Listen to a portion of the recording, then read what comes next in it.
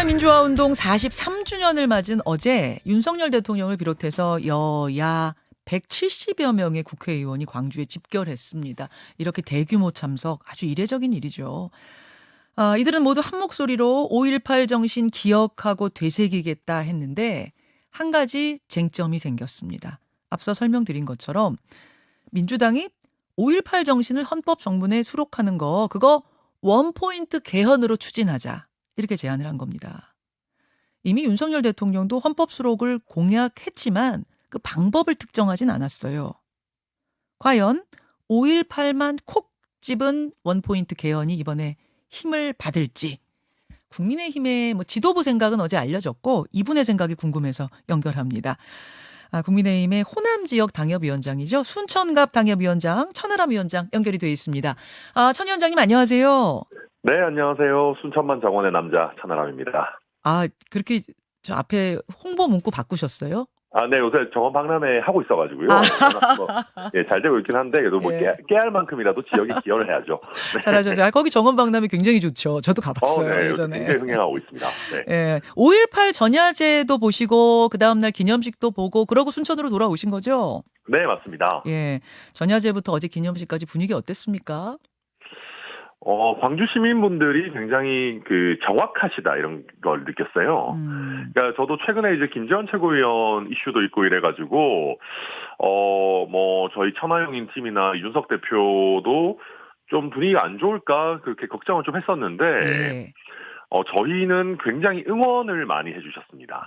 저희는이라는 건 일단 천하용인 팀은 응원을 많이 받았다. 네, 맞습니다. 다른 국민의힘 의원분들은요? 다른 국민의힘 의원분들은 사실은 그렇게 이제 직접적으로 시민들과 그렇게 접촉할 일은 많진 않았고요. 아마 김병민 최고위원이랑 김재섭 위원장 같은 경우도 전야제에 참석을 했는데 네.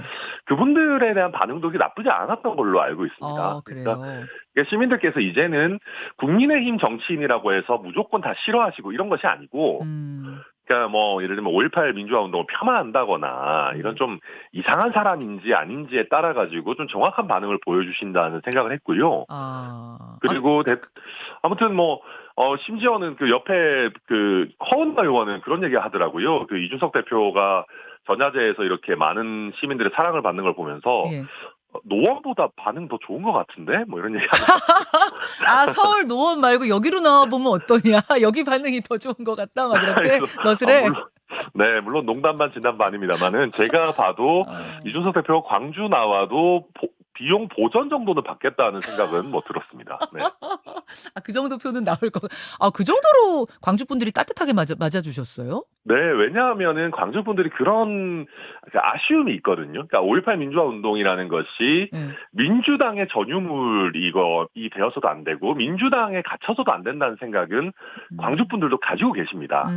그러려면 광주에서의 어떻게 보면 또 태도 변화도 일부 필요하겠지만은 무엇보다도 국민의힘이 좀 잘해줘야 되는 게 있는 거거든요. 그러니까 당연히 호남에 대해서 나름대로 일관성 있는 관심을 가지고 5.18 민주화 운동 전혀 폄하하지 않는 어찌 보면 5.18 이후에 잘 교육받은 세력들이 국민의힘의 주류가 되었으면 그런 생각들을 많이 가지고 계시죠. 무슨 말씀이신지 알겠어요. 당에 따라 딱 선을 긋는 게 아니라 사람의 면면을 보면서 그 진정성이 있는가 없는가를 보고 따뜻하게 맞아주셨다 그런 말씀으로 들리네요. 그리고 저희한테 김재원 최고위원 막 욕하고 그러시는 분들도 계셨지만은 저희는 그런 얘기 들으면 같이 욕하니까요. 네.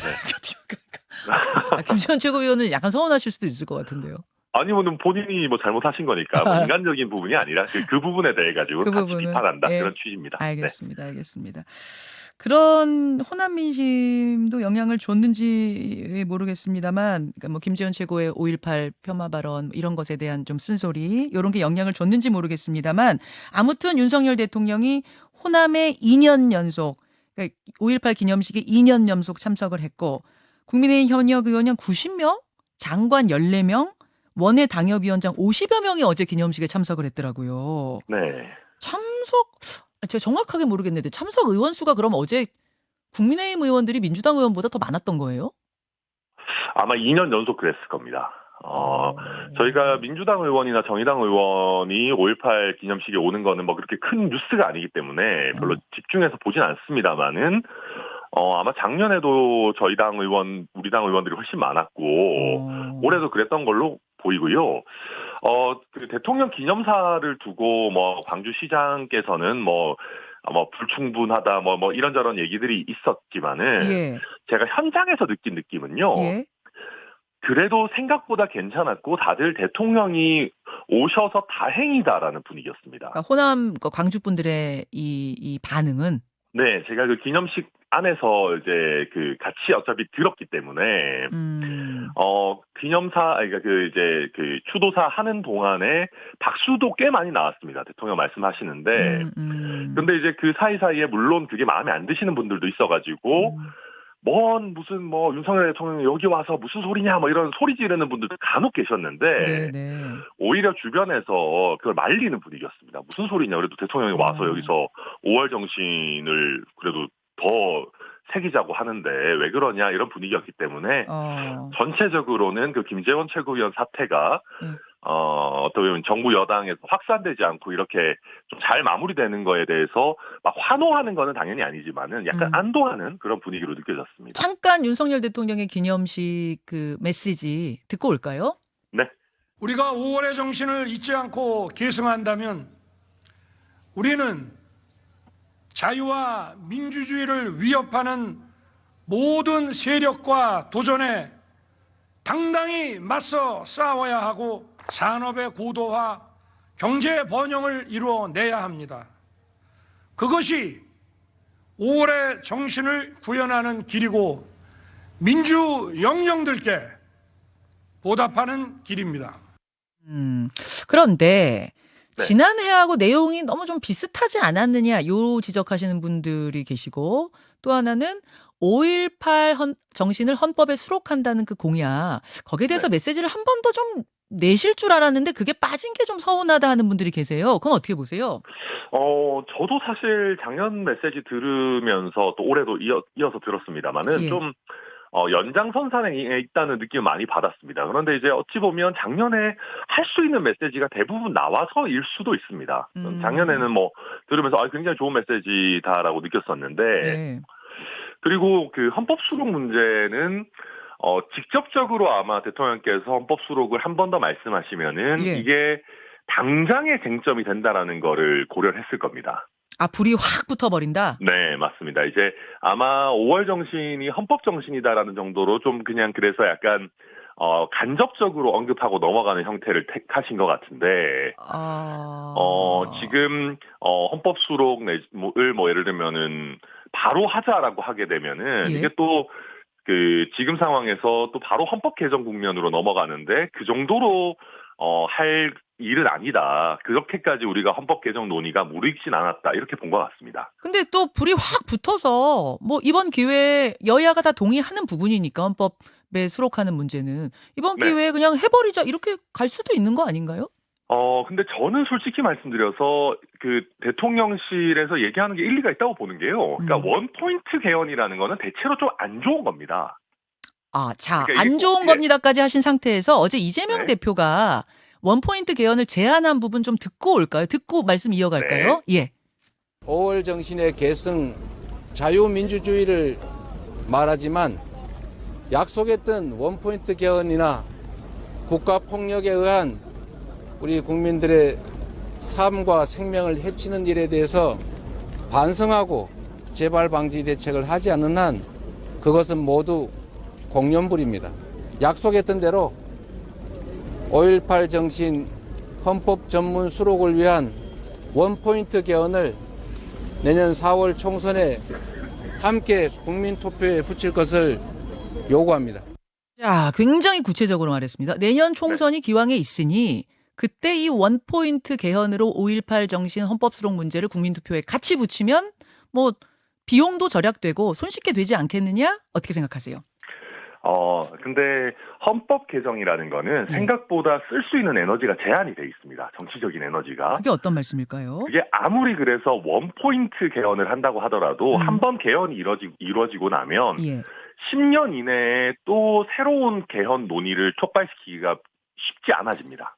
아. 예를 들면 우리가 총선, 대선 치를 때마다 계속 개헌합시다 할 수는 없는 것이거든요. 그래서 어허. 이번에 총선 때 만약에 개헌을 한다면은 못해도 한 5년 이내에 새로 또 개헌합시다라는 얘기가 나오기는 어려울 겁니다. 그만큼 아주 큰 일이다 그 말씀이신 거죠? 네, 맞습니다. 지금 저희가 87년에 만들어 놓은 헌법을 쓰고 있는데요. 맞아요. 예. 제가 86년생인데 이제 내일 모레면 저도 40입니다. 네, 네. 그럼 저희가 사실은 한 거의 40년에 가까운 과거에 만들어 놓은 헌법을 쓰고 있는데 예. 이거에 대해서 고쳐야 될 부분들, 뭐 국회 뭐 헌법 개정 특위에서나 아니면 학계에서나 논의된 부분들이 굉장히 많습니다. 그런데 이제 이번에 물론 저는 5.18 민주화 운동 굉장히 중요하고 우리나라의 어떤 뭐 부마 항쟁, 5.18 민주화 운동, 뭐 8.7년도 6월 항쟁 다 이거를 멋지게 헌법 전문에 담아내면 좋다고 생각하지만 이것만을 위해서 헌법 개정하는 것이 과연 우리나라 민주주의 발전에 도움이 되는 것이냐. 저는 그거는 좀 신중해야 된다 그렇게 봅니다. 그러니까 권력구조 개편, 이른바 제왕적 대통령제를 포함한 이 헌법 전체를 좀 손보는 개헌이 크게 있어야지 이번에 한번 원포인트 개헌해 놓고 나면 다시 그 개헌 논의에 어떤 에너지를 모으기가 쉽지 않을 거다 이런 말씀. 네, 그리고 어떤 의미에서는 저는 5.18 민주화 운동이 약간 너무 정치적으로 어떻게 보면 쟁점화되고 소비되는 거에 대해서 예. 약간 부담감도 가지고 있습니다.